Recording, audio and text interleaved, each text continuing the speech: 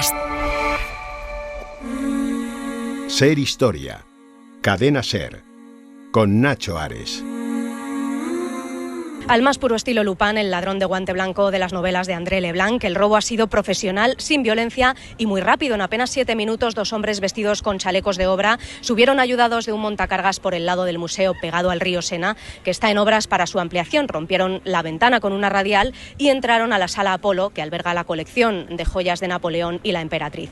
Rompieron las vitrinas donde estaban expuestas las joyas y se llevaron 9 piezas, entre ellas un collar, unos pendientes y 2 coronas. La corona de la emperatriz Eugenia, que ha aparecido rota en el exterior, es una de las 2 joyas que ya se han recuperado. No se han producido heridos, aunque los visitantes han vivido algunos momentos de tensión a eso de las 9:30 de esta mañana, cuando han visto entrar a la policía para evacuar a todo el mundo.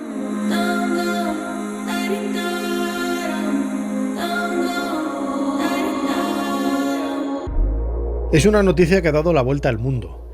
El robo en el Museo del Louvre, como escuchábamos ahora, cuando saltó la noticia a todos los medios del mundo hace unas semanas, en la voz de Lucía Riera, corresponsal de la cadena SER en París, es algo que ha trastocado pues la sensibilidad y también la indignación de muchas personas que bueno, pues intentan comprender o digerir cómo ha podido suceder una cosa así delante de todo el mundo.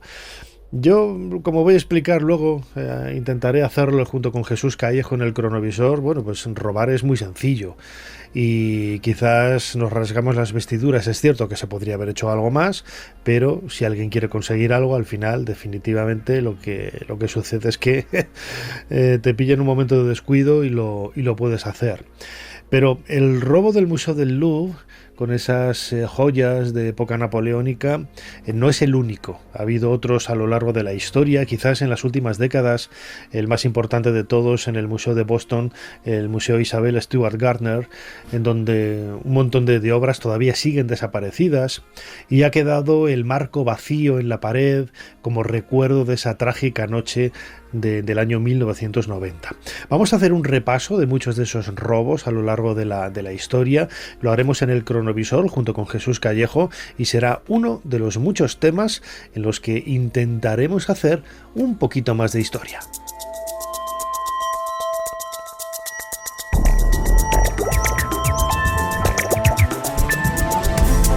Bienvenidos a Ser Historia. Tendremos que cerrar bien las puertas, las ventanas, encender las alarmas, colocar cámaras de seguridad. Sí, porque los malvados, los ladrones, están tras las joyas de la corona, podríamos decirlo así, en muchos museos y en muchos lugares. Al tema de los robos del arte, ya dedicamos un cronovisor hace unas temporadas al robo de la Gioconda, con una cronoficción extraordinaria de Mona León Simignani. Pues retomamos ese tema para hacernos eco de lo que ha sucedido hace unas semanas en el Museo del Louvre, pero serán muchos otros temas. Como decía ahora en la introducción, vamos a viajar a la Edad Media, a Algeciras, para conocer la historia de esta ciudad.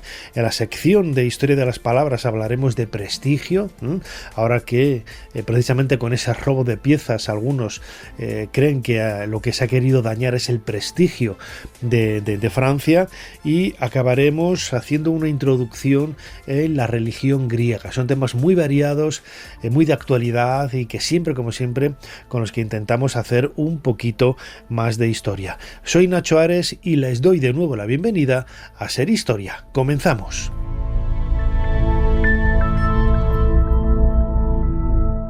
Sigue a Ser Historia en las redes sociales. Nos tienes en Twitter, Facebook, YouTube, Instagram y TikTok. @serhistoria. Y también puedes suscribirte a nuestra newsletter mandándonos un correo a serhistoria@cadenaser.com. Jesús Callejo, una semana más, bienvenido de nuevo a Ser Historia. Pues aquí estamos, una semana más, y además te veo un poco extraño, porque esa media que llevas ahí en la cabeza tapándote el rostro, ¿es por alguna circunstancia? Ten cuidado con el reloj, tú agárratelo bien, el reloj, la cartera... Con el peluco. El peluco es un marca Trolex, Omega. Es un Trolex. Trolex. Un Trolex total, porque vamos a hablar de un tema que a mí siempre me ha fascinado.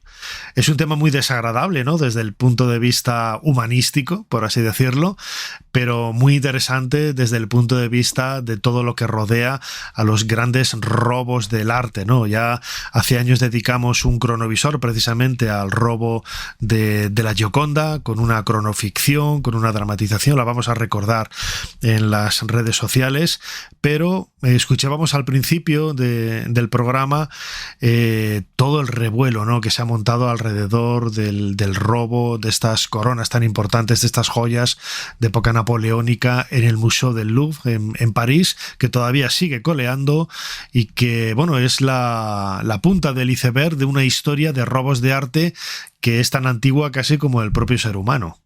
A ver, todo lo que brilla se roba, y no solo por los cuervos, ¿eh?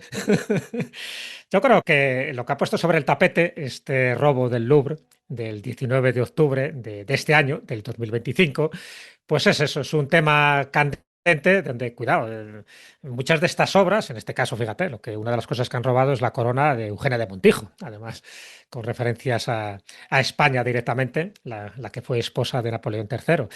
Y claro, esto siempre nos deja la duda de estos grandes museos, como es el Louvre, como puede ser el Museo del Prado, como algunos que vamos a citar ahora, tienen tantas medidas de seguridad y luego, sin embargo, te lo roban, en este caso, en 7 minutos, rompen las vitrinas, se llevan las joyas y luego huyen en unas motos. ¿Qué ha pasado aquí? ¿Cómo puede ser?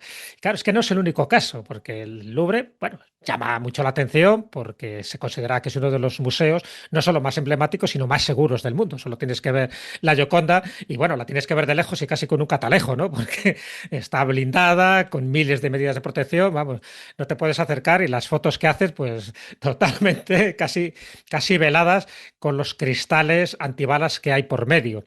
Bueno, esto es la realidad. Todo aquello que se considera que es una obra de arte y que tiene una cierta cotización y un valor económico, pues bueno, es objetivo de robos.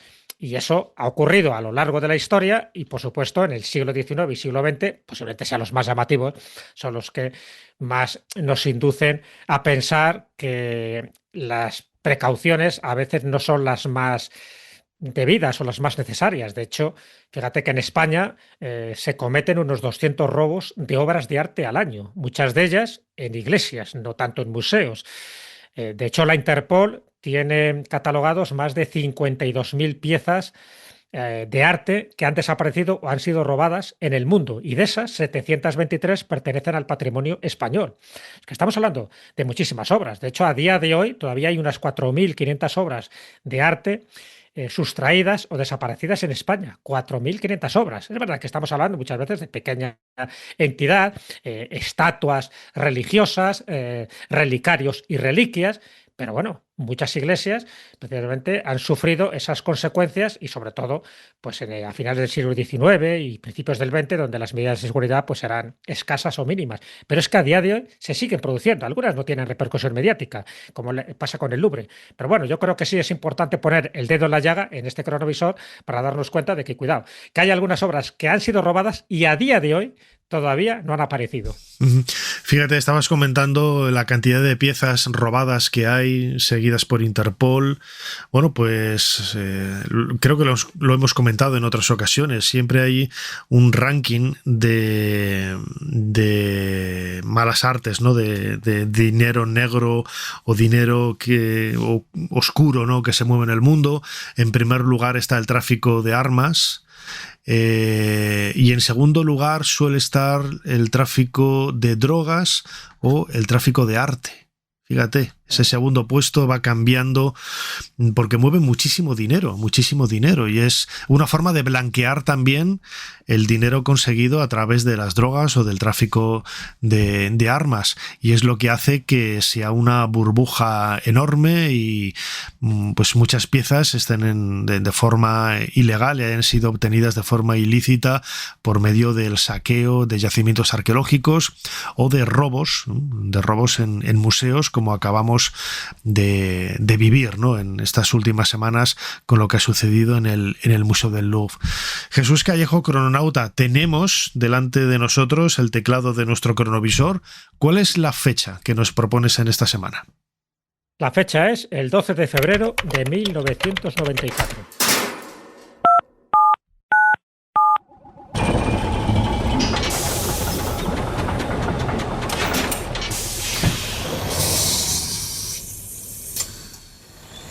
Adelante, pasen. Jesús Callejo les está esperando junto al cronovisor.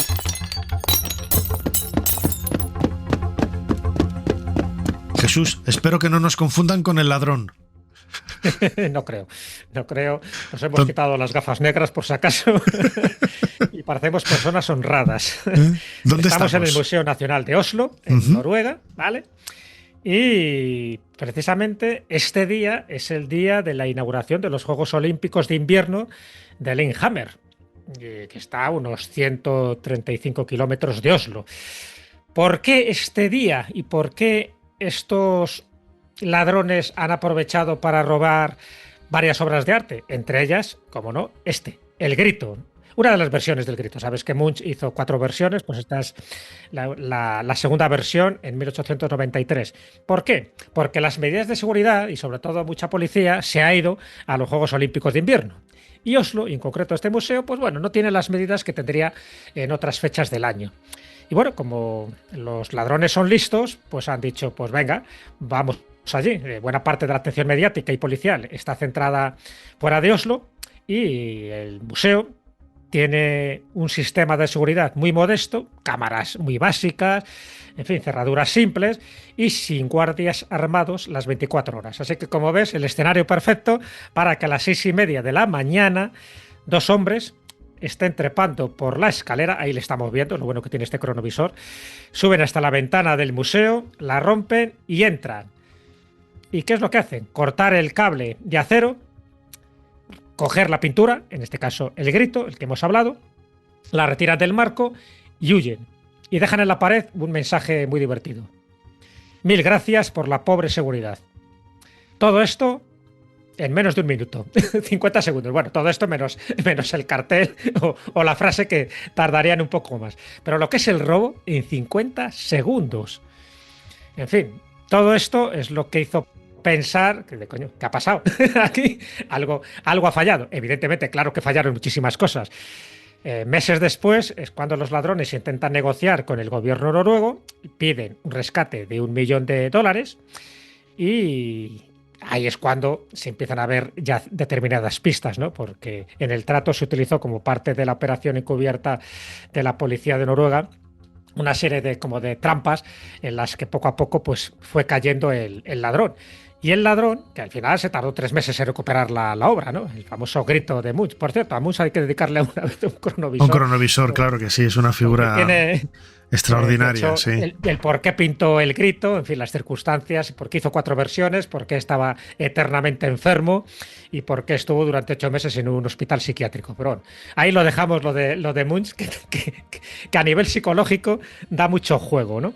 Bueno, el hecho es que a los 3 meses se recupera la pintura en un hotel donde precisamente Munch solía veranear y el autor, atentos, había varios sospechosos, ¿no? Pero al final se sabe quién es el que lo robó, o por lo menos el cabecilla o el intelectual que hizo todas las pautas precisas. Fue Paul Enger. Paul Enger, en ese momento, es un futbolista muy conocido de un equipo de fútbol de Noruega. Y no solo es porque jugaba muy bien, era un delantero que metía muchos goles y por supuesto les metió un gol a la policía de Noruega con este robo. Es que ya había cumplido condena por otro robo en el año 1988, que además también era un cuadro de Munch. En este caso, El vampiro, también llamado Amor y dolor. Se lo había llevado, le habían condenado, había estado unos meses en prisión. Y él, ni corto ni perezoso, digo, pues ala, me llevo El Grito ahora y a ver qué pasa. Bueno, la recuperación fue tan rápida, apenas esos 3 meses, como te acabo de comentar, que se convirtió en un símbolo de la eficiencia policial de Noruega. O sea, sacaron pecho, se pusieron medallas y qué guapos somos, qué listos. Pero claro, Lo que no se dieron cuenta es que realmente Paul Enger dio muchas pistas precisamente para que fuera recuperado. De hecho, ese cuadro estuvo en la mesa camilla del comedor durante bastante tiempo con la familia sin saber que estaba ahí el cuadro. Y cuando él confiesa, cuando él ya se declara culpable, dijo: cuidado, esto no lo he hecho por dinero, ya sabía que no me ibas a dar el $1.000.000. Esto lo he hecho por un reto y por un juego. Yo que era capaz de sustraer este robo y que nadie se iba a dar cuenta. Y efectivamente, con un par lo consiguió. Desde luego que sí. Si te parece, Jesús Callejo, vamos a escuchar un fragmento de la noticia de Imagen y Noticias, un canal americano, de cómo desarrolló en el momento en que pues fue robado el grito, que no era la primera vez que era robado. Nos lo van a contar aquí los compañeros de Imagen y Noticias. ¿Se acuerda usted de la famosa obra del grito de Munch? Esta que ha inspirado incluso uno de los emoticones que está así, que es una obra que además de todo expresa finalmente un gran miedo, pues ha sido presa de varios robos. Uno de los más interesantes ocurrió un 22 de agosto precisamente, y esta es parte de la historia de los robos más célebres en el arte. 50 segundos bastaron para que el 12 de febrero de 1994 fuera robada una de las obras de arte más representativas del expresionismo, El grito, de Edvard Munch. Haciendo uso de una escalera de madera, el ladrón entró en la Galería Nacional de Oslo por una ventana y con total tranquilidad cortó el cable que sujetaba la pintura a la pared. Eran las 6:30 de la mañana. Ningún policía custodiaba el edificio, pues todos los efectivos habían sido destinados a cubrir la seguridad de la inauguración de los Juegos Olímpicos de Invierno en Lillehammer. En el robo, se activó la alarma de la ventana, pero no pasó nada. Los ladrones dejaron una nota que decía: «Muchas gracias por la mala vigilancia». 3 meses después de labores de investigación, el grito fue recuperado y detenido Paul Enger, quien se sabe planeó el robo durante 4 años. El cuadro estuvo guardado bajo la mesa en la que todos los días su madre y tíos comían y tomaban café. 10 años después, el grito volvería a ser robado, esta vez junto a una Madonna. Esto el 22 de agosto de 2004. 3 encapuchados irrumpieron pistola en mano en el Museo de Múnich, en Oslo. En pleno horario de visitas, tras amenazar a los presentes, arrancaron los lienzos y en apenas 30 segundos huyeron. Las obras fueron recuperadas 2 años después, luego de que Björn Hohen, el cerebro que planeó el robo, ofreció a las autoridades su devolución a cambio de reducir su condena. Los cuadros eran invendibles, pues estaban seriamente dañados. Él y sus cómplices, Peter Taraldsen y Stan Saholt, fueron condenados a entre 6 y 10 años y medio de cárcel. El valor del grito, ícono de Munch, se estima en $120 millones, colocándose entre las 10 obras de arte más caras del mundo. Hoy, un grueso cristal blindado le protege y el museo dedicado al artista se ha convertido en un búnker.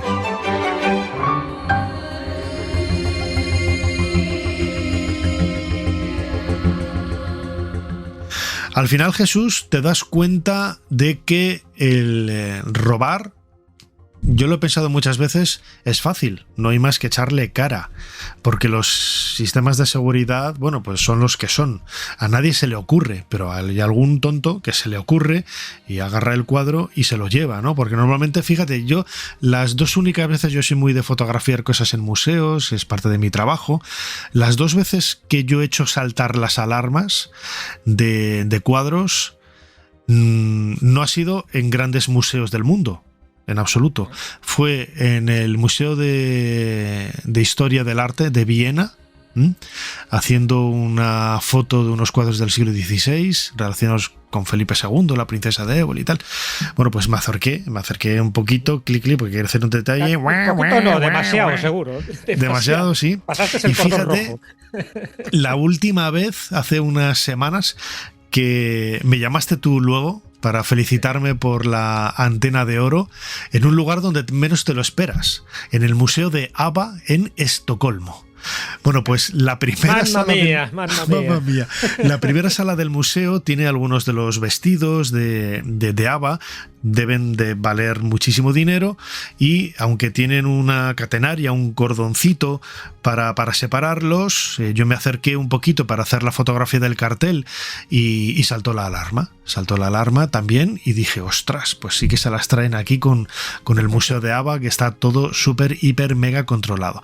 Pero en otros grandes museos como el Metropolitan de Nueva York, el Museo del Louvre, el Prado, etcétera, nunca me ha saltado la alarma acercándome para hacer un detalle, por ejemplo, para las meninas. Es cierto que tampoco me he puesto a 20 centímetros. No soy tan loco, ¿no?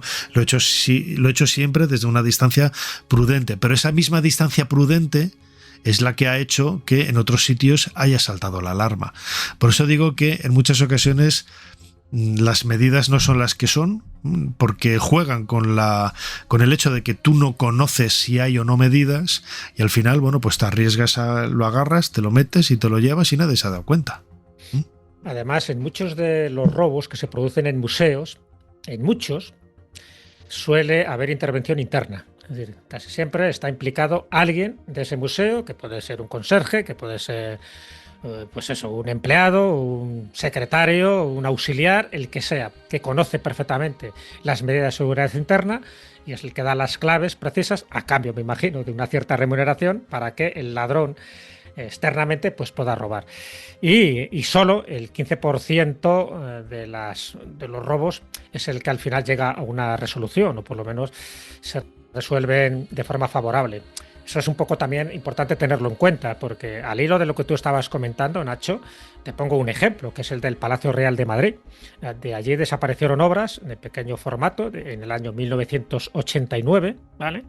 Pero claro, desaparecieron 3 obras importantes, 2 de Velázquez y una de Juan Carreño de Miranda. Pero pues lo llamativo de todo esto es que no se detectaron signos de forzamiento, las alarmas no saltaron, el robo parece haberse realizado en una zona donde había muchas obras, en fin, estamos hablando de que se produjo en verano, en fin, con remodelación también de parte del Palacio Real, había una escasez de vigilancia y esos 3 cuadros, ya te digo, 2 de Diego Velázquez, desde hace 36 años que se produjo el robo, no han aparecido. Entonces, todo indica de que algo pasó internamente, que hubo posiblemente una ayuda interna, y a día de hoy sigue sin aparecer. O sea, por lo que te comentaba, que solo el 15% de los casos de robo es los que se resuelven de una manera favorable.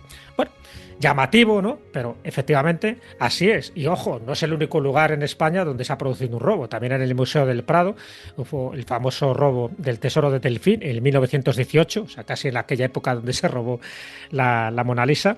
Bueno, pues en el Museo del Prado también el Tesoro del Delfín, que era un conjunto de orfebrería que pertenecía al Gran Delfín de Francia, que pasa a España cuando llegan aquí los Borbones. Y se robaron al menos 18 piezas enteras y otras cuantas fragmentadas.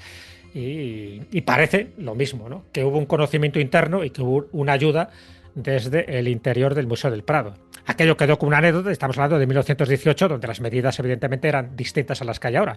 Pero bueno, cuidadín, porque evidentemente hay muchos casos, y luego también en museos menos importantes, como el de Joaquín Sorolla, en el Museo Benlliure en Valencia, donde cuadros de Sorolla pues antes desaparecieron en el 2010. En fin, hay que tener mucho cuidado con este tipo de cosas, porque al final las repercusiones son muy importantes y generan una cierta incertidumbre y sobre todo inseguridad, que a lo mejor no estamos tan bien protegidos como nos podemos imaginar. Me refiero a las obras de arte, no solo me refiero ya a nuestra seguridad física. Fíjate, otra anécdota que yo puedo contar en este sentido es, yo no sé si lo he contado alguna vez, algún día lo contaré, pues de tanto viajar a Egipto, pues suelo ir una vez cada 2 meses o así. Bueno, pues esto fue en la época de Mubarak, debieron de saltar las alarmas, ¿no? En el Ministerio de Antigüedades, ¿no? De ver que Nacho Ares iba mucho por allí. Entonces creían que yo estaba traficando con antigüedades. Y me colocaron a una persona, como en las películas de James Bond, una persona del servicio secreto para... esta persona se hizo la encontradiza y tal, hicimos amistad y yo me di cuenta enseguida de que era del servicio secreto, y en una charla que tuve con esta persona se lo dije: tú trabajas para el servicio secreto. Y me dice: sí, nada, tranquilo, porque me han preguntado que si tú y tal, pero ya les he dicho yo que no, que te dedicas a los medios, que bla, bla, bla. Bueno, entonces mantenemos todavía hoy esa amistad, somos muy, muy amigos, y yo recuerdo en una ocasión que visitando el Museo del Cairo, que en aquella época no se podían hacer fotografías, me dice: Nacho, si tú quieres hacer fotos, dímelo, porque yo voy a la garita donde están las cámaras de seguridad de la policía y las desconecto. Y digo, no me lo puedo creer, no, me negué en rotundo, y dicen, así nadie te va a ver ni nadie te va a decir nada, porque muchas veces se llama la atención porque se ve a través de las cámaras de seguridad y van a la sala a buscarte. Y digo, no quiero saber nada de esto. Ahí sí que te podías meter en un lío. Sí. Claro, o sea, es que no... Y claro, si esto funciona, me dan la libertad para hacer eso, me consta que ahora es mucho más complicado, no es esta política tan laxa, ¿eh? Pero si en aquel momento yo tuve la oportunidad de hacer eso, pues alguien a quien se lo propusieran también, claro, pues podría haberse llevado algo. Bueno, ocurre, acuérdate, en el 2011, mientras las protestas de la primavera árabe se produjeron varios robos en el Museo Egipcio del Cairo. Se habla de 54 piezas, entre ellas estatuas de faraones y joyas de oro, y aprovechando precisamente esos disturbios, ¿no?, populares. En fin, o sea que el Museo Egipcio del Cairo sí que ha sufrido, igual que también el de Bagdad y tantos, siempre este tipo de robos, de profanaciones, de vandalismo, aprovechando a veces, pues eso, revueltas sociales. Por eso muy importante los acontecimientos políticos y militares que se producen en estos lugares.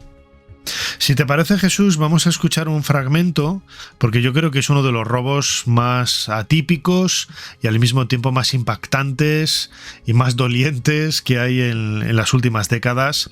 Vamos a viajar a Boston y vamos a adentrarnos en esa serie de televisión Netflix, Esto es un atraco, que nos cuenta uno de los robos más increíbles, como digo, de las últimas décadas, sucedido en el año 1990.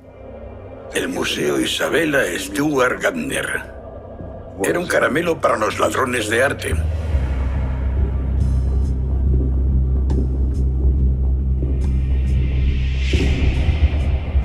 Todo el mundo habla del Gardner.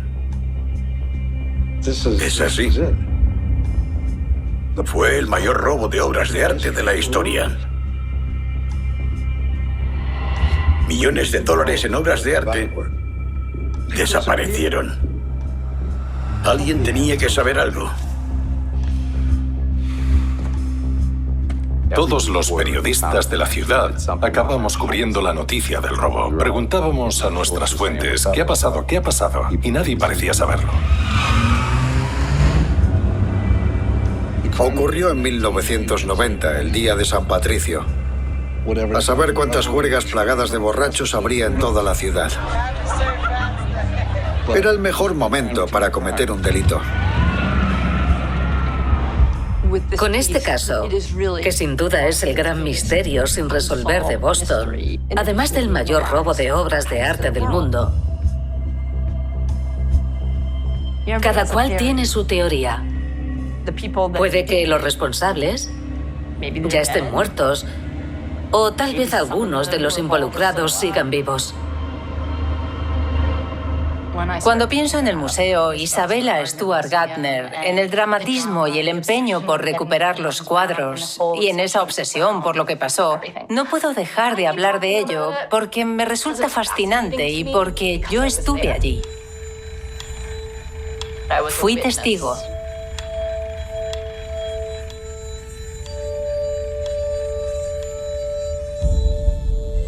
Esa noche había quedado para salir con unos amigos.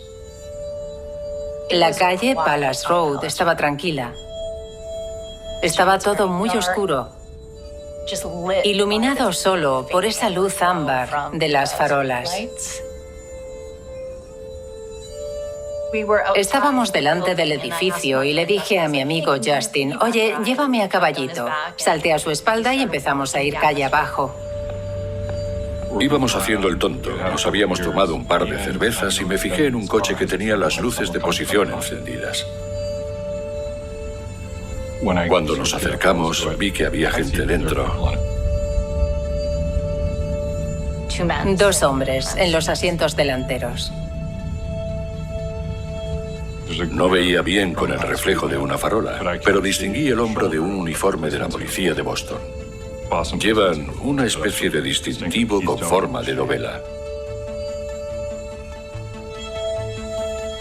Cuando vimos a los policías, pensamos que habían ido a chafarnos la fiesta y dijimos, mejor nos vamos.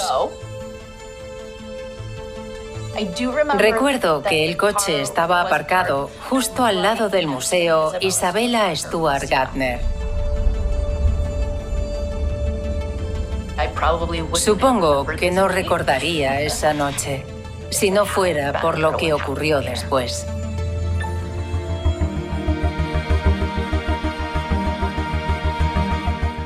Jesús, llama mucho la atención que en este museo hoy se puedan ver los vacíos, ¿no? En la pared, que han dejado los vacíos, que han dejado los cuadros, también como parte propia de la historia, ¿no? de este museo.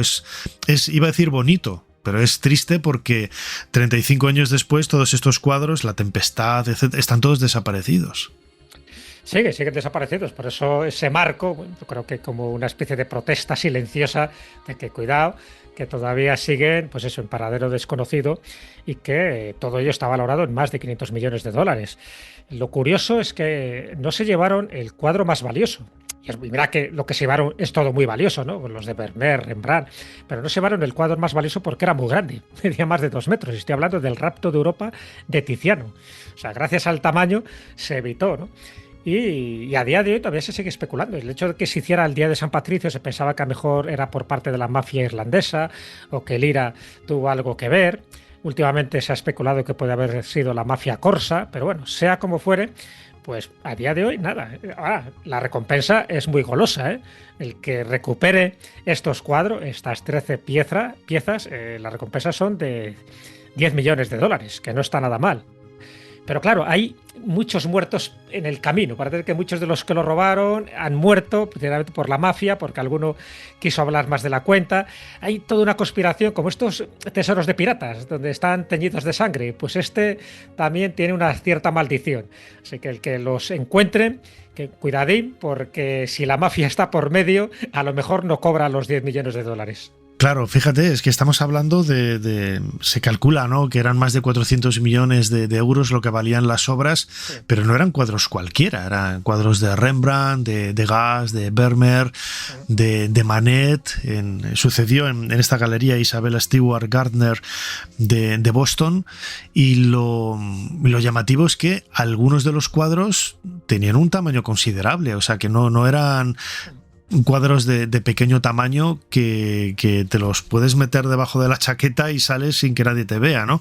Hay cierta nocturnidad y alevosía, y siempre, como decías antes, Jesús, que yo creo que es un común denominador en muchas ocasiones, en muchos de los robos, alguien desde dentro es quien da las pautas, las pistas para poder elegir el mejor momento para poder hacer un robo de estos, ¿no?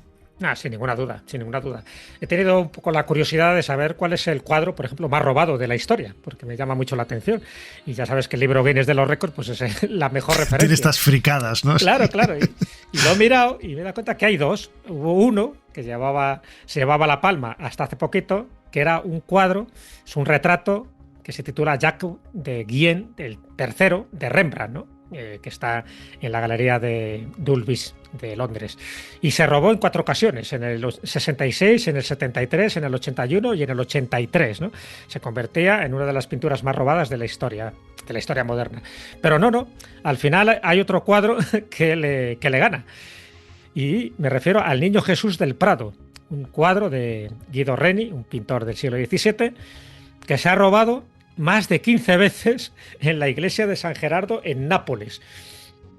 No se sabe si es porque se considera como un cuadro, vamos a llamarle apotropaico, en fin, tipo talismánico, que te protege, te bendice o te cura enfermedades, tipo reliquia, pero el hecho es que el Niño Jesús del Prado, de Guido Reni, más de 15 veces, y ahora actualmente está considerado como el más robado de la historia. Bueno, son cosas curiosas, cosas llamativas. También, llama mucho la atención que hay que ser muy sensato para robar una obra pues de Rembrandt, de Velázquez o de Guido Reni, porque es muy difícil colocarlo para un coleccionista privado. No tienen salida en las galerías de arte. Solamente este tipo de robos se hacen por pedir un rescate o incluso en muchas ocasiones es un encargo, ¿no? Hay una pieza muy conocida que, bueno, no puedo decirlo aquí, pero me comentaban que había a través de Interpol, habían recibido el aviso de un encargo para poder robarlo, y tuvieron que, ya de por sí tenía grandes medidas de seguridad, pero aún así las implementaron para poder salvaguardarlo, ¿no? Y este tipo de encargos, al final, a ver, tienen una virtud, y es que con el paso del tiempo al final acaban trascendiendo, es decir, porque la familia, los herederos, al final, pues ya sea el hijo, el nieto o el bisnieto, acaba sacando el cuadro a la luz, ¿eh? El problema es que algunos de ellos han desaparecido totalmente, ¿no? Lo que hace pensar que hayan sido destruidos o hayan sufrido un mal parecido, ¿no? Sí, o estén en la colección privada de algún desaprensivo, de alguien sin escrúpulos, que me consta que los hay en distintas partes del mundo, que tendrán pues su Rembrandt, su Picasso, su Dalí, o el que sea, pues para él, para su propia visualización, ¿no? Como una especie de privilegio que tienen los súper ricos. Puede haber de todo.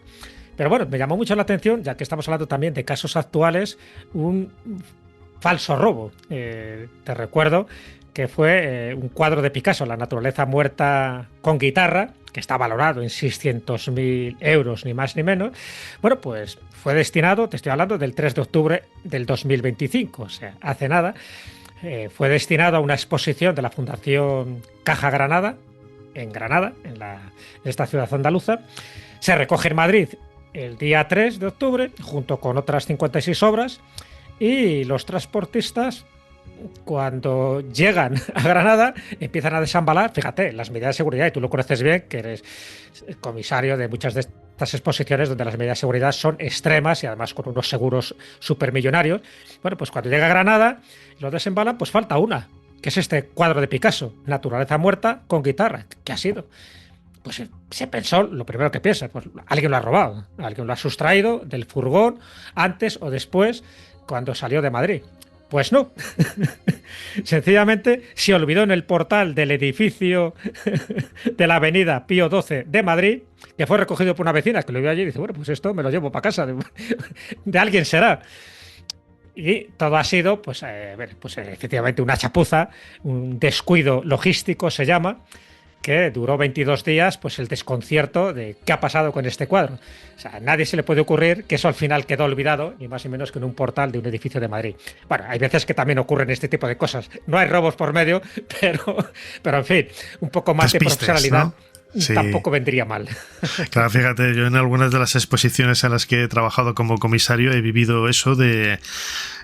oye, que eso es yo al final, como soy muy flexible y muy comprensivo, pues un despiste lo tiene cualquiera, ¿no? Y recuerdo en una ocasión una peana, una base de una pieza grande que medía casi 2 metros de alto, la peana.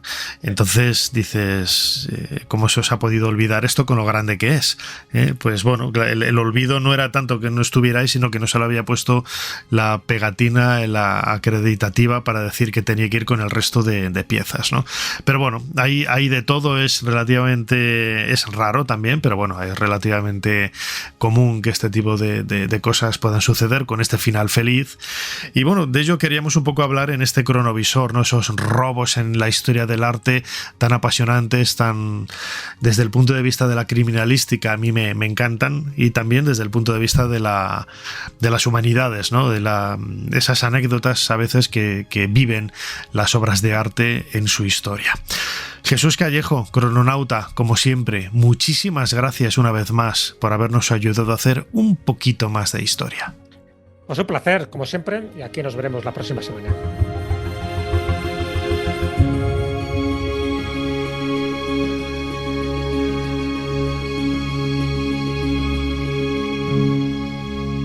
El trabajo de Sir Leonard Woolley quedó empañado por el hallazgo casi simultáneo de Tutankamón en Egipto.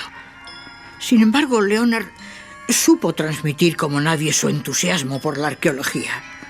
Así lo hizo al menos conmigo. Además, La arqueología fue toda una fuente de inspiración para algunas de mis novelas de misterio, como Muerte en el Nilo, Asesinato en Mesopotamia o Cita con la muerte.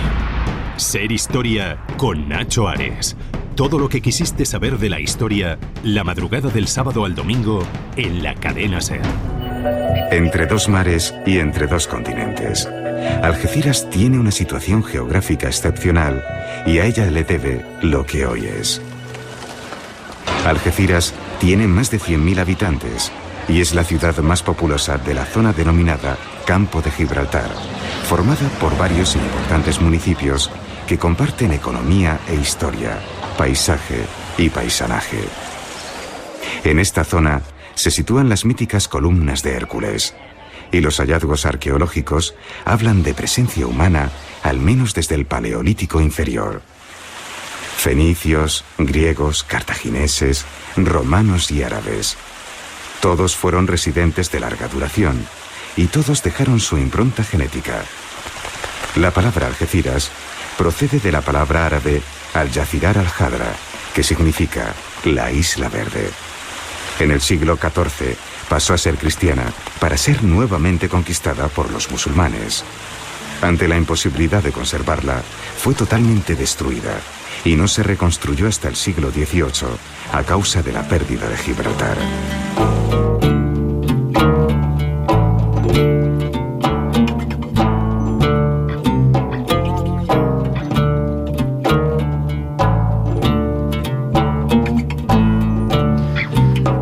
Un fragmento de un documental de televisión española, Algeciras, cruce de caminos, en donde se nos presentaba una breve introducción de esta ciudad tan apasionante desde el punto de vista histórico, porque, bueno, pues de alguna manera lo que hace es suponer ese cruce de caminos, de culturas, de elementos humanos absolutamente apasionantes que la convierten en una ciudad, yo creo que con una riqueza sin igual en lo que es la zona sur de la península ibérica. Hay que pensar, por ejemplo, que junto a Cádiz, yo creo, y otros... Algeciras está en la provincia de Cádiz, junto a otros emplazamientos, el hecho de que esté al lado del Peñón de Gibraltar, que también es otro de esos lugares estratégicos, ¿no?, en la política y en la geopolítica de la historia a lo largo de los últimos 1000 años, pues la ha convertido, como digo, en una ciudad realmente sorprendente con muchas cosas que contar, ¿no? Historia de la Algeciras medieval, el final de Al-Jazirat al-Jadra en el siglo XIV, es el título del libro de nuestro invitado José Antonio Ortega Espinosa, que ya ha estado en otras ocasiones aquí con nosotros en Ser Historia. José Antonio, amigo, bienvenido de nuevo a Ser Historia. Hola, bien hallado, muchas gracias. Este libro lo acaba de publicar Almuzara Universidad en su sección de arqueología, pero la verdad es que tiene más de historia que de elementos materiales, ¿no?, de la cultura material. José Antonio, la primera pregunta que te quería hacer, la importancia estratégica junto a Gibraltar de Algeciras es quizás el punto imprescindible para explicar y entender la historia de esta ciudad, ¿no? Efectivamente, Algeciras es la primera ciudad que fundan los musulmanes cuando entran en el siglo VIII en la península y, digamos, se convierte en su cabeza de puente en el estrecho para incursiones posteriores, ¿no? Luego se convierte en la capital de una cora, es decir, de una provincia del califato cordobés. Y bueno, siglos más tarde terminará haciendo incluso reino independiente o taifa, que era como lo llamaban los árabes. Y efectivamente, pues es una pieza clave, ¿no?, en los movimientos geoestratégicos del estrecho entre tanto los reinos peninsulares como los reinos del norte de África, ¿no? Uh-huh. Lo acabas de decir, su historia se remonta a la historia de Algeciras tal y como la entendemos en la actualidad, se crea, ¿no?, a principios del siglo VIII, ¿no?, cuando los bereberes, camino de la conquista del reino de Toledo, desembarcan en la península ibérica y lo hacen por este punto, ¿no?, pues el más cerquita de África también, ¿no?, con ese estrecho y junto a Gibraltar. Pero imaginamos también que antes habría algo, ¿no? Nadie, al igual que sucede aquí en Madrid, la fundación de Madrid es porque realmente aquí había un conjunto de casas, una población que también servirá, imagino, ¿no?, como fuente de inspiración para luego lo que se desarrolla en la propia historia medieval de Algeciras. Sí, bueno, hay que tener en cuenta que antes de Algeciras a Al-Hadra, que había habido ciudades como, por ejemplo, Iulia Traducta del Imperio Romano, y luego, bueno, hay trabajos por ahí interesantes. Hay uno de un colega, Pepe Veneroso, ¿no?, que habla de esa permeabilidad que había entre lo que era el sur de la península y el norte de África, y cómo había un movimiento poblacional y había aquí presencia bereber ya antes de lo que sería luego la invasión del siglo VIII, ¿no? Y también algunos vestigios del reino visigodo, ¿no? Uh-huh. Claro, es una historia muy extendida en el tiempo, e imagino que con muchos personajes, con muchos protagonistas, entre ellos Alfonso XI, que curiosamente no es musulmán, no es árabe, pero pasa a ser uno de los grandes protagonistas de esa historia de Algeciras. Así es, porque Alfonso XI es el que al final conquista Algeciras para el reino de Castilla, ¿no?, después de un sitio de más de 20 meses en 1344, ¿no? Y Algeciras se mantiene bajo soberanía castellana durante 25 años, hasta 1369, en una época de mucha conflictividad para la monarquía castellana, y luego en el marco incluso de una guerra civil por el trono de Castilla. Pero sí, Alfonso XI es un gran protagonista desde la perspectiva al menos cristiana, porque lo incorpora al reino de Castilla, ¿no? Luego nos encontramos con otros personajes importantes de este periodo, como es el sultán Muhammad V de Granada, que es el que hace que Algeciras vuelva a convertirse en musulmana y a formar parte del reino nazarí de Granada, ¿no? Uh-huh. Claro, desde el punto de vista histórico, desde que se funda la ciudad en el siglo VIII hasta la llegada de Alfonso XI, pasan muchos siglos, ¿no? ¿Qué es lo que sucede en esa historia quizás menos conocida de Algeciras? Bueno, como te decía antes, Algeciras es cabeza de puente, se convierte también en una importante capital del califato, y cuando se producen las oleadas de incursiones norteafricanas, como la de los almorávides y la de los almohades, su base de operaciones es Algeciras Al-Hadra. Y cada una de estas oleadas, de estas tribus bereberes procedentes del norte de África, van engrandeciendo y embelleciendo la ciudad. Y luego llega ya por último, que es la invasión decisiva y la última que se produce en la península ibérica procedente del norte de África, que es la de los meriníes o benimerines, ¿no? Que esta gente no solo dan un impulso a la ciudad y a su valor estratégico, sino que además fundan una ciudad nueva al lado de la ciudad antigua. De hecho, cuando hablamos de Algeciras, siempre en las crónicas se habla de las Algeciras, porque había dos villas, una villa vieja, y la que se fundó en 711, y la villa nueva que se construye entre 1275 y 1280 por parte de los meriníes, sobre lo que fuera un antiguo campamento militar castellano en uno de los primeros asedios que Castilla hizo sobre Algeciras en tiempo del rey Alfonso X el Sabio. Uh-huh. Claro, y con la presencia de Alfonso XI, claro, han pasado ya seis siglos, ¿no?, desde la fundación de la ciudad de Algeciras, y de pronto, bueno, pues quizás es el momento más convulso también, por parte, lo comentas también en la contraportada de tu libro, porque es cuando se presentan quizás los grandes enigmas, ¿no?, que hay alrededor de la historia de la ciudad, y que tú desarrollas, ¿no?, yo creo que brillantemente en tu libro Historia de la Algeciras medieval, publicado por Almuzara Universidad. Están esas cuestiones, José Antonio, de cuándo fue realmente ese abandono, ¿no?, y la destrucción pues casi absoluta, como si hubiera caído una bomba atómica de la ciudad de Algeciras. Efectivamente, hay tres cuestiones, porque en realidad el libro, aunque lleva el título de Historia de la Algeciras medieval, el libro se centra sobre todo en el siglo XIV y en lo que pasa después, ¿no?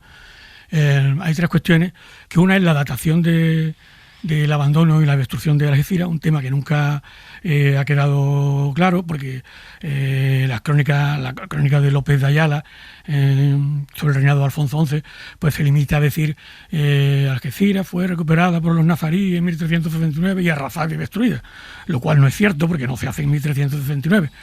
Hay otras fuentes por ahí que sitúan el abandono y la destrucción en 1374.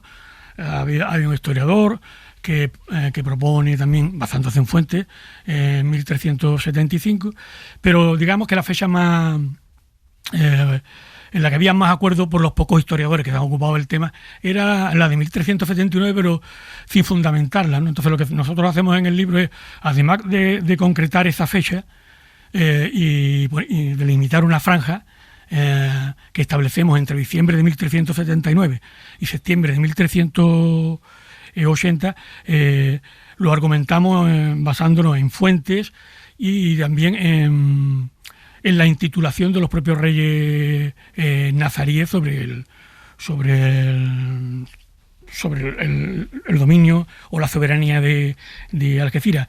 Hay periodos en los que el sultán de Granada se intitula rey de Algeciras, y efectivamente comprobamos por diversas fuentes que así es, y hay periodos en los que el sultán de Granada no se intitula rey de Algeciras, y por otras fuentes comprobamos que efectivamente durante esos periodos en los que no se intitula no está bajo dominio nazarí. Es decir, hemos cotejado muchas fuentes, documentos de archivo de la Corona de Aragón, y hemos visto una pauta, ¿no?, sistemática, más o menos sistemática, en la medida en que se puede hablar de sistemático en este tema, y hemos visto que efectivamente cuando el rey de Granada se intitula rey de Granada es porque Algeciras el rey de Algeciras, porque efectivamente Algeciras está bajo el dominio de Granada. Y cuando no lo hace es porque efectivamente no lo está, ¿no?, cotejando todas esas fuentes, ¿no? Luego está el tema de las causas del abandono y la destrucción, que siempre ha quedado la coletilla, basándose en lo que dijo una vez Ibn Khaldun, el cronista tunecino que vivió algún tiempo en Granada, pues que Muhammad V decidió el abandono y la destrucción entre una fecha indeterminada, una franja de 10 años, y por lo costosa que era su defensa y porque temía perderla, ¿no? Y a nosotros nos parecía una causa demasiado vaga en la que había que profundizar. Entonces lo que hacemos también en la obra es profundizar en esa cuestión y comprobar, no rechazamos de plano esa tesis, pero la complementamos, ¿no?, estudiando el contexto diplomático del Reino de Granada con Castilla y también con el reino merinib, el norte de África, ¿no?, el sultanato de Fez, y en ese contexto pues desgranamos un poco también las causas del abandono y la destrucción, ¿no? Y luego está la idea que te iba a comentar, ¿no? Siempre que se habla de la destrucción y el abandono de una ciudad, de un espacio, tendemos, como yo decía antes, a pensar, bueno, aquí ha caído la bomba atómica y se han ido todos. Es cierto, se fue mucha gente, se abandonó prácticamente todo, pero siempre quedan algunos corpúsculos que mantienen latente un poco la vida en el lugar, y es lo que hace que con el paso de los siglos vuelva a florecer, ¿no? Ya vuelva a recuperar quizás no con el mismo boato, la misma sofisticación, la misma gloria que en tiempos pasados, pero desde luego que la ciudad como tal realmente nunca, quizás, ¿no?, corrígeme si me equivoco, ¿es cierto que quedó totalmente esquilmada y abandonada o no? Sí, quedó prácticamente abandonada, el puerto inutilizado, pero hay que también decir que lo que era el término de la Algeciras medieval era muy amplio, abarca lo que hoy son, por ejemplo, los términos municipales de San Roque, de los barrios, de lo que fuera Tarifa, hasta que Tarifa fue conquistada por los castellanos, y hay constancia de que había muchos poblamientos rurales, lo que los árabes llamaban alcaria o alquería, ¿no? Que no eran. Ha habido también siempre un debate entre historiadores sobre lo que era la definición de una alquería, y la mayoría coinciden en que una alquería era un poblamiento rural, no era lo que hoy nosotros ya denominamos un cortijo con una casa y poco más, ¿no? Sino era un poblamiento donde residían familias, bastantes familias, ¿no?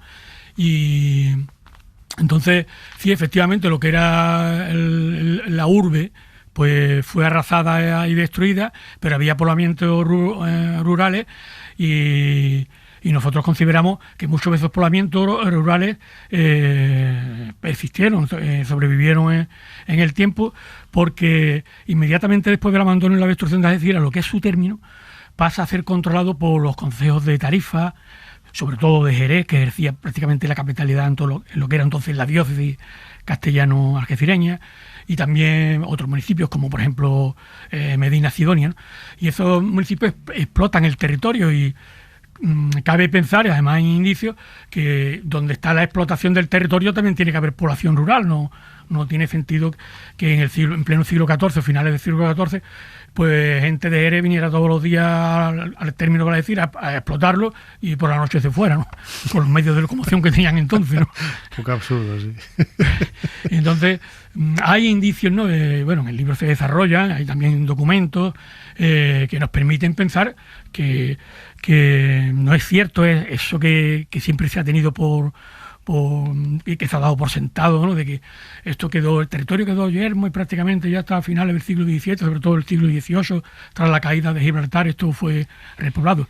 Efectivamente, ahí lo que se produce es un resurgimiento de las poblaciones urbanas, pero no de las poblaciones más rurales, ¿no? Uh-huh. Además, teniendo en cuenta que dentro de lo que era la dinámica de la frontera castellano-nazarí, este fue un territorio muy tranquilo durante prácticamente 100 años, a diferencia de lo que se pudiera pensar, por ejemplo, como lo que ocurría en la frontera murciana o en la frontera de Jaén.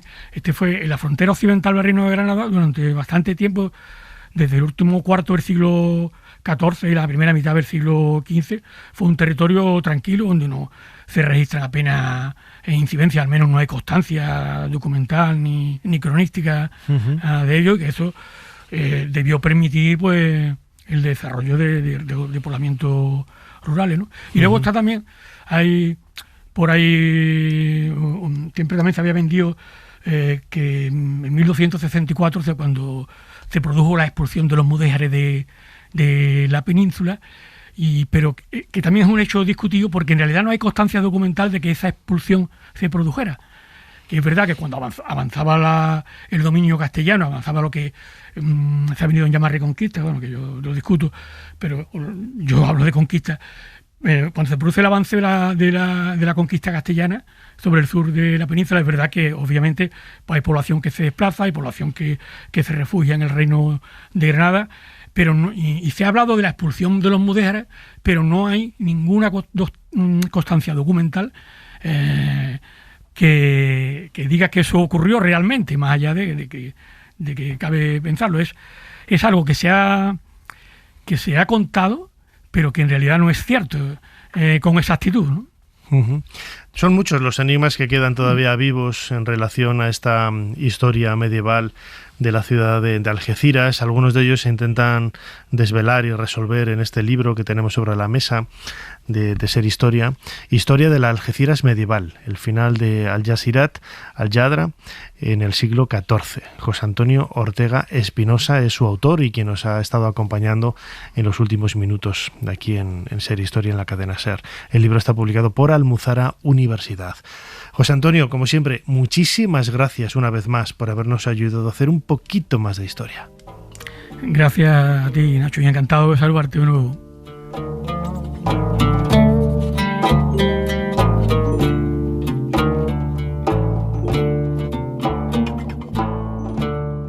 Aumentan los comentarios sobre vos, Ana. ¿No os causan preocupación? Al contrario, Majestad. No me siento en absoluto incordiada. Me agradan, aunque sean mentira. ¿Acaso os preocupan esas voces del populacho? Por la parte que a mí concierne, ciertamente no. Si no hablaran de mis amoríos con vos, lo harían de la esposa de cualquier otro secretario. Prefiero que hablen de mí. Así no se olvidan de quién soy. Ana de Mendoza, princesa de Éboli. Ser Historia con Nacho Ares. Todo lo que quisiste saber de la historia, la madrugada del sábado al domingo, en la cadena SER.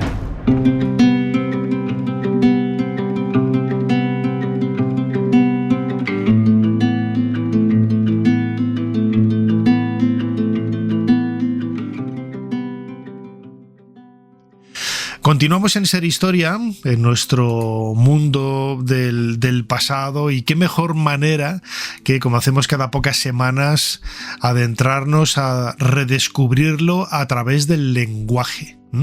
De ahí que cada pocas fechas nuestro compañero el palabrista, insisto, José Luis Díaz Prieto, nos traiga la historia de una palabra increíble. En esta ocasión vamos a bucear en el mundo de la palabra prestigio. José Luis, bienvenido una semana más a Ser Historia. Bien hallado, Nacho, es un placer como siempre.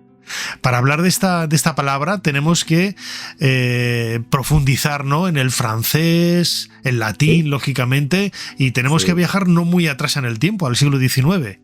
Claro, sí. Todas las palabras de las que hablamos en esta sección, hablamos de ellas no porque sean interesantes. Hay muchas palabras interesantes que tienen una etimología muy curiosa, ¿no? Pero hablamos de palabras que precisamente tengan relación con un hecho histórico, con un acontecimiento, con un personaje histórico. Y la que vamos a hablar hoy sí que lo tiene relación con un personaje histórico. Concretamente es la palabra prestigio, que es muy llamativo saber por qué prestigio se asienta con el significado actual en el lenguaje que hablamos. Así que si quieres, hablamos de prestigio. Venga, sí. Yo decía ahora que tenemos que viajar al siglo XIX.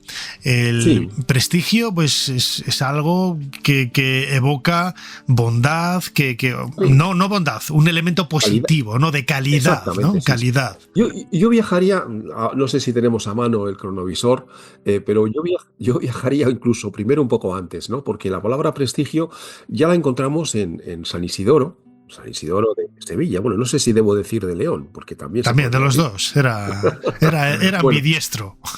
Sí. casi, sí. Bueno, pues en San Isidoro, en las etimologías, que es un libro fascinante y que yo recomendaría que lo ojeasen a todo el mundo, encontramos la palabra en su forma latina, porque las etimologías están en un latín muy malo, pero bueno, en un latín. Prestigiae, ¿no? Que en plural, prestigiae. Y con el sentido original del término, que por extraño que parezca, el sentido original del término es charlatanería, ilusión. O sea, quien tenía prestigio era alguien que era un tramposo, un charlatán. Y esto se debe a que la palabra prestigio viene del latín, de prestigio en latín, pero que a su vez se compone de dos cosas, de prae, delante, y la raíz STO, que significa estar. Es decir, lo que se tiene a mano. Prestigio era lo que se tiene a mano. El presto más bien era lo que se tenía a mano. Presto. Entonces, de ahí, de lo que es de ese manejo de las manos, viene la idea de alguien que hace malabarismos o que hace trucos, un trilero, ¿no? Y eso era lo que significaba originalmente.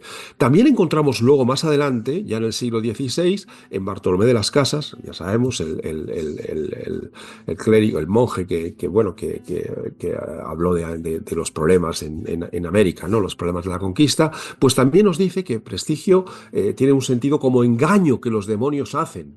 Fíjate qué curioso, nada que ver con la palabra prestigio ahora, ¿no? Ahora bien, el prestigio tal como lo entendíamos en castellano, que hasta por lo menos Bartolomé de las Casas tenía un sentido negativo, pues va evolucionando, y va evolucionando por una influencia del prestige francés, de la palabra francesa prestige, ¿no? Hay que recordar que el siglo XIX el francés equivalía al inglés ahora, es decir, todo era cultura francesa, todo eran palabras francesas, todo era passimisier, todo era francés, ¿no? Entonces, en el siglo XIX, la palabra francesa prestige evoluciona muy curiosamente, ¿no? Tal vez fue un proceso de evolución un poquito lento. Por ejemplo, encontramos en Rousseau, que ya Rousseau define el prestigio, en el siglo XVIII, claro, define el prestigio como una especie de sortilegio, como una ilusión, y ahí ya empezamos a ver que la palabra empieza a no tener una connotación tan negativa. Y ocurre una cosa muy curiosa. Ya con este sentido de ilusión, de seducción, de capacidad de seducir del prestigio, porque en definitiva un prestidigitador, de ahí también está relacionada la palabra. Fíjate, yo que me dedico a la magia amateur, al ilusionismo amateur, desconocía que el sustantivo, el nombre prestidigitador venía de esta misma raíz, claro. Está vinculado con el presto latino, que es tener una cosa a mano. Un prestidigitador es alguien que tiene a mano todos los trucos, por decirlo así, ¿no? Entonces, el presto latino significa eso, tener a mano, ¿no? Entonces, claro, el sentido ya del francés empieza a evolucionar, que es lo bonito que tienen las palabras. Las palabras son como los seres vivos, evolucionan también, ¿no? Como las instituciones. Entonces, esa palabra ya empieza a definir la seducción, y no siempre la seducción en sentido negativo. Y mira por dónde la palabra se empieza a usar con mucha frecuencia, nada menos que con el gran seductor, que era Napoleón, ¿no? En los primeros del siglo XIX, ¿no? Y ahí se menciona muchas veces el prestigio de Napoleón en el sentido de habilidad para bueno, pues de hecho, fíjate lo que hizo Napoleón, que hizo la Revolución Francesa como jacobino y luego acabó poniéndose la corona de manos del Papa como emperador. O sea, fíjate si eso no es malabarismo, ¿no? Desde luego, cambió casi como el propio sentido del significado de la palabra, ¿no? Fue casi paralelo a ellos, ¿sí?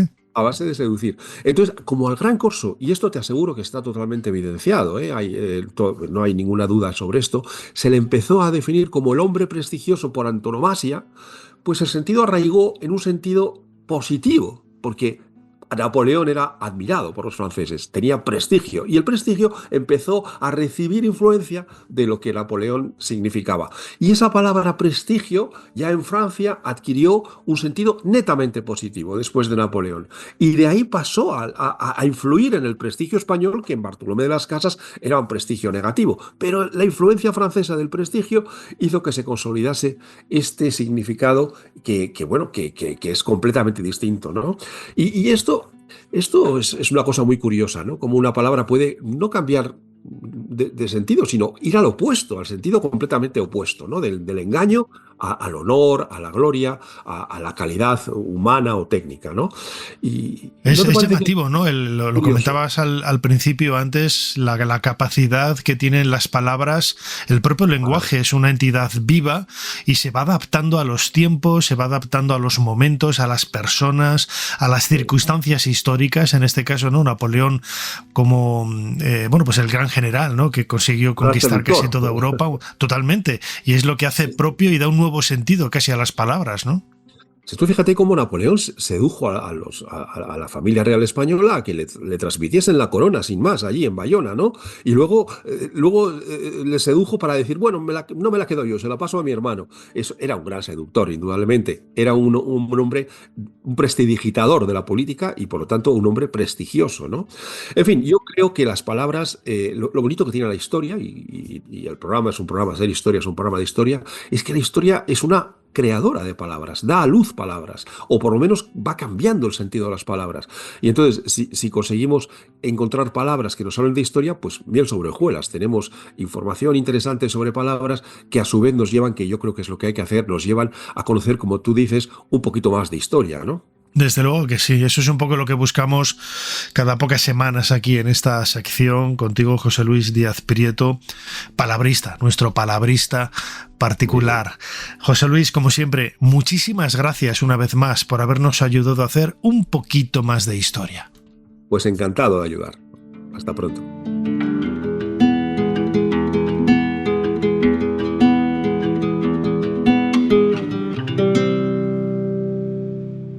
Y por si estas calificaciones fueran insuficientes, también sois diestro con la espada.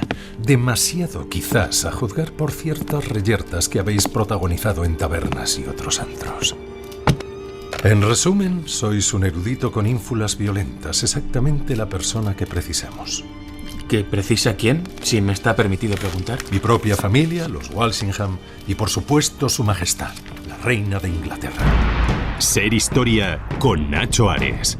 Todo lo que quisiste saber de la historia, la madrugada del sábado al domingo en la cadena SER. En contraste, los antiguos griegos creían que Atenea, una diosa sin papel sexual, era una gran fuerza del bien. Atenea es la protectora. Atenea es la divinidad guerrera que encabeza la guerra de defensa justa. Ella es la diosa de la ciudad y, en muchos sentidos, la divinidad más importante que tienen los atenienses. Y eso puede ser válido para muchas otras ciudades donde existe una acrópolis con un templo de Atenea en la cima. Por lo tanto, el mundo de los dioses y diosas griegos no es simplemente una colección pintoresca de relatos, sino una ventana a una civilización antigua, a sus ideas y a sus valores.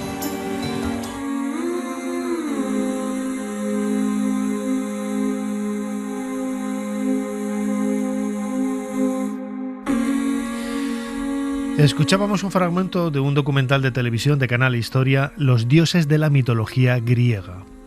Me sirve perfectamente para dar pie al tema al que vamos a dedicar los próximos minutos aquí de Ser Historia en la cadena SER, que es la religión del mundo griego, la religión de la antigua Grecia, una cultura de la que hemos heredado muchos aspectos, incluso de nuestra vida cotidiana, del pensamiento filosófico, del pensamiento religioso. En definitiva, todos los seres humanos a lo largo de la historia tenemos un común denominador, que es que somos humanos, y precisamente todos esos miedos, esos anhelos, esas inseguridades quedan en muchas ocasiones reflejadas en conceptos que se extrapolan o se proyectan en la propia religión, que dependiendo un poco del continente, del lugar, del país, del estado, del momento histórico, tienen un nombre, tienen un aspecto, tienen un desarrollo a partir de los textos, pero desde luego todos yo creo que tienen ese común denominador de ser elementos absolutamente humanos. Sobre la mesa de Ser Historia, de esta máquina del tiempo, tenemos un libro que acaba de publicar la editorial Síntesis, Introducción a la religión griega, cuyo autor es un buenísimo amigo, compañero mío en la Universidad de Valladolid hace muchos años, Ángel Ruiz. Ángel, bienvenido a Ser Historia. Hola Nacho, encantado de estar aquí. Ángel es profesor titular de Filología Griega de la Universidad de Santiago de Compostela, desde donde nos está hablando. Y ahora, micrófono cerrado, antes de comenzar esta charla, estábamos hablando pues de muchas batallas de hace pues 25 o 30 años, ¿no? en la universidad, cuando yo estaba haciendo la memoria de licenciatura, la tesina, y me pasaba pues muchas horas en el departamento de griego, consultando fuentes clásicas y también, bueno, pues comentando él su pasión por la historia de Grecia, yo por mi pasión por la historia de Egipto, comentando también, acuérdate Ángel, cuando ese juego de Indiana Jones, el chicle debajo de la silla, pegado a las aventuras y tal, todo esto nos hacía mucha gracia en aquella época, ¿no? Y bueno, cada uno ha tenido su camino, y acabas, como decía, de publicar Introducción a la religión griega. Ángel, ¿cuáles son esos primeros vestigios de la religión griega tal y como los pudiéramos entender como tales? Bueno, es claro, todo como siempre en muchas de las culturas hay que remontarse a la prehistoria. Hay restos que se van encontrando, figuritas. Yo me acuerdo de cuando estuve hace 2 años en el Museo Arqueológico de Atenas, que me sorprendió mucho toda una ala de restos encontrados sobre todo en Tesalia, que es el norte de Grecia, de objetos de cerámica, de figuritas, de elementos que es muy difícil reconocer como objetos religiosos en algunos casos, pero que serían los primeros datos tangibles de algo que podemos considerar como religión griega. Aunque seguramente la gente lo que piense primero cuando oye hablar de religión griega en sus fases más antiguas es en la época, en la fase minoica, sobre todo en Creta, en relación con el rey Minos, ¿no? El del laberinto. Y luego la micénica, ¿no? Que todo el mundo también seguramente asocie a esa gran puerta de Micenas, esas tumbas en forma de tolos, esas máscaras de oro, que el que haya estado también en el Museo Arqueológico de Atenas habrá visto con admiración las que descubrió Schliemann en el siglo XIX, ¿no? Esos son los primeros elementos. Estamos hablando, grosso modo, hacia el 1500, 1000 antes de Cristo, más o menos. Sí, ¿no? segundo milenio antes de Cristo, sí. Uh-huh. Sí. Has dado en la clave, ¿no? En la prehistoria no hay textos, por eso es prehistoria. La historia se caracteriza por tener textos, y es precisamente en esos textos religiosos, algunos de ellos los podemos ver incluso en la literatura, ahora hablaremos de ello, es en donde podemos descubrir, ¿no? los primeros puntos de esas creencias, de esa religión de los antiguos griegos. Sí, perdón, aunque justamente hay una cosa fascinante, que es que en el mundo micénico ya empiezan a encontrarse tablillas de arcilla, ¿no?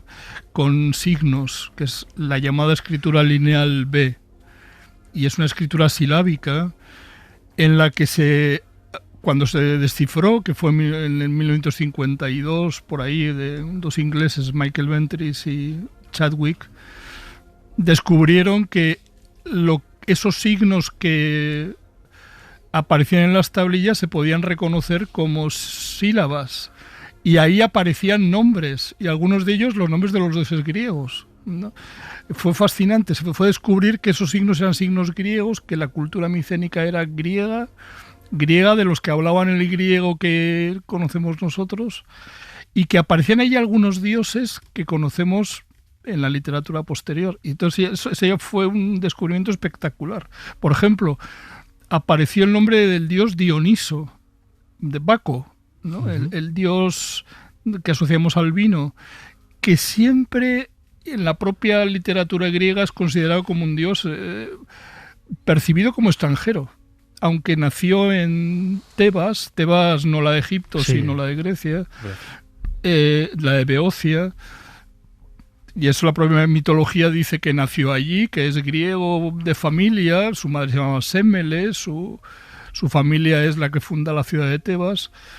El dios Dioniso se consideraba como extranjero, todo el mundo pensaba que era un dios no griego, un dios como extraño, ¿no? De hecho, Nietzsche había establecido esa polaridad con el dios Apolo, ¿no? Lo más griego, Apolo, lo más extranjero, aunque solo sea, digamos, de pinta o de sensación, Dioniso. Pues en las tablillas micénicas se encontró el nombre de Dioniso, con lo cual se documentó su origen griego también en esos textos. Uh-huh. Es una de esas cosas fascinantes de descubrir, uno de los descubrimientos más espectaculares de las tablillas micénicas. Esto me sirve para recomendar un libro que se llama El enigma micénico, que lo escribió Chadwick, uno de los que descifraron el lineal B. Todo un clásico. Todo un clásico de la historia de la arqueología. Los que hemos leído Dioses, tumbas y sabios y hemos crecido con ello, hemos leído también el libro de Chadwick. Yo, aunque soy egiptólogo, nada tiene, pero me encantó el libro de Chadwick, desde luego que sí. Claro, es impresionante. Una traducción de Tierno Galván, además, curiosamente. Uh-huh. Uh-huh. Y es un libro que te quedas pasmado de los... Es un poco doloroso ver los primeros intentos de traducción de esas tablillas, con unas traducciones muy espectaculares que eran absolutamente falsas o erróneas, porque el principio de partida era falso. Pensaban que no era griego lo que estaba escrito ahí. Uh-huh. Pero cuando se descubrió, se abrió un mundo que es como echar unos cuantos centenios hacia atrás el conocimiento de los dioses griegos, por ejemplo. Uh-huh. O saber que el dios Dioniso era un dios griego. Uh-huh. En esos textos también se nos habla de rituales, de ceremonias.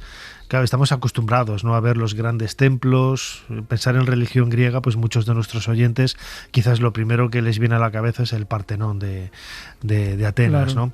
Pero bueno, una cosa es el envolvente, ¿no?, y otra cosa es lo que se llevaba a cabo ahí, ¿no? ¿Podemos reconstruir cómo eran esas ceremonias, esos rituales, esas ofrendas que se hacían a los dioses? Bueno, lo podemos reconstruir por varias vías. Por ejemplo, el propio Partenón, está representado en el Partenón, en el friso, la procesión de las Panateneas, en la que llevaban todo tipo de animales para el sacrificio y objetos para ofrecer a la diosa Atenea. Es decir, que tenemos muchos datos arqueológicos de representaciones de la cerámica griega, por ejemplo, en la que hay muchas escenas de sacrificios, de rituales, Y tenemos muchos textos, ¿no? Que esto es lo que más me atañe a mí seguramente, ¿no? Los textos literarios griegos en los cuales se hace mención de sacrificios o de rituales, ¿no? Pues me viene a la cabeza, por ejemplo, que seguramente habrá mucha gente que lo ha leído, la Antígona de Sófocles, ¿no? Pues ahí está la cuestión de los rituales para los muertos y la necesidad de hacerlos o la prohibición de hacerlos, pero el hecho de que hay unos rituales determinados para los muertos. Uh-huh. Yo, por ejemplo, lo estaba releyendo ahora, que me ha dado, fíjate, por leer la Odisea de Homero.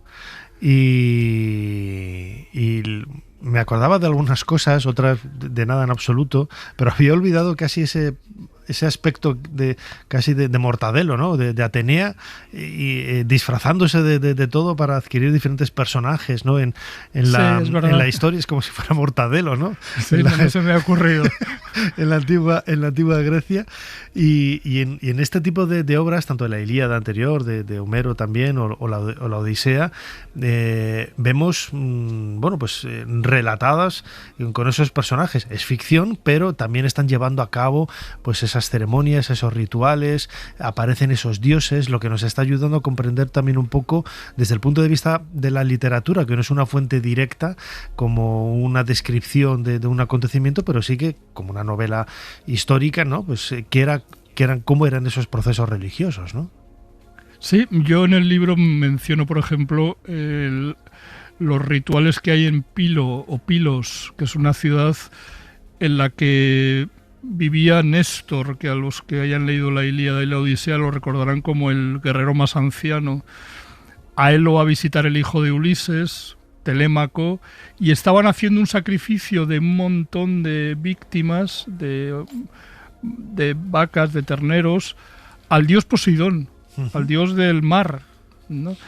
Eso se ha documentado en los hallazgos arqueológicos de Pilos, que es uno de los grandes centros de la cultura micénica, otra vez, de tablillas. Y aparecen ofrendas a Poseidón, y justamente en la Odisea aparece Néstor, el anciano, haciendo ofrendas a Poseidón.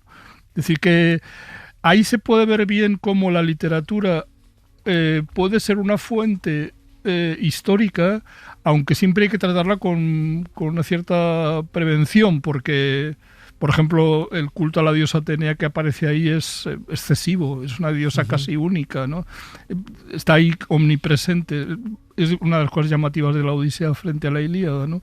Que hay muy pocos dioses que realmente tengan una función, ¿no? Está Zeus, por supuesto, está Poseidón, que es el enemigo, y está Atenea, que es la amiga de Ulises, ¿no? Que es como él, pues eso, que es la artera, la astuta, la que se disfraza, la que miente. Hay una escena que a mí me encanta, que es cuando llega Ulises de vuelta a Ítaca, no reconoce que ha vuelto porque le ha puesto una niebla a la propia diosa Atenea, y entonces él está un poco perplejo, y hay un muchacho con el que se encuentra, que es la diosa Atenea disfrazada de muchacho, y entonces Ulises, asustado, le cuenta mentiras a la diosa Atenea, que se queda encantada de que su niño, qué bien miente mi niño, ¿no? Algo así como, es decir, están haciendo un juego los dos a ver quién se disfraza más o quién está mejor disfrazado, porque Ulises tiene que llegar disfrazado a Ítaca, ¿no? Su palacio está ocupado por todos los pretendientes, ¿no? de pretendientes, claro, que están comiéndose sus vacas, sus cerdos, sus cabras, que es lo que le destroza moralmente a Ulises, ¿no? Que se le están comiendo la hacienda, ¿no? Ya como última pregunta, Ángel Ruiz, autor de este libro Introducción a la religión griega, publicado por la editorial Síntesis. La pregunta la lanzo también un poco desde el punto de vista de la egiptología. Sabemos que en el mundo antiguo, por ejemplo en Egipto, insisto, había una religión de Estado en donde todos los dioses tenían su papel y todos los dioses eran conocidos, y luego había una religión más local, más de andar por casa, ¿no? Por así decirlo, en donde en cada aldea, en cada poblado, sí que se conocía un poco, ¿no? A todas las divinidades, pero sobre todo había una divinidad especial, algo parecido a lo que vemos, por ejemplo, en el mundo rural en la actualidad, en donde cada pueblito tiene su virgen, tiene su santo, y se conoce, ¿no? Toda la teología y la explicación religiosa de todos los personajes, ¿no?, del cristianismo, pero tiene especial advocación una sola virgen o un solo santo, ¿no? En la antigua Grecia existía esa separación entre religión estatal y religión más local. Sí, es como dices, es claramente así como dices. Había una noción general de los dioses más importantes. Eso Homero, Hesíodo, los grandes escritores habían hecho los poemas en los que se recogía el panteón de los dioses que llamamos olímpicos, los 12 más importantes. Pero luego en cada sitio había el culto a una divinidad, a las ninfas, a figuras más locales, y por eso ha habido estudios, se han podido hacer estudios. Me estaba viniendo a la cabeza, por ejemplo, un libro de santuarios y cultos de Arcadia. Arcadia es la región más agreste de Grecia, y lo que se ha ido encontrando en las excavaciones arqueológicas es inscripciones, restos de cultos a dioses determinados, a figuras, por ejemplo, como el dios Pan, que era un dios especialmente venerado allí. Es decir, que se podría hacer una especie como de mapa de dioses que son venerados en cada sitio, ¿no? Y una de las cosas más bonitas del estudio de la religión griega. Una historia apasionante. Invito a todos los que nos están escuchando que se acerquen a conocer las claves de la religión griega a partir de este libro, Introducción a la religión griega, que nos ha explicado brillantemente en los últimos minutos nuestro invitado Ángel Ruiz. Ángel, como siempre, muchísimas gracias por habernos ayudado a hacer un poquito más de historia. Muchas gracias.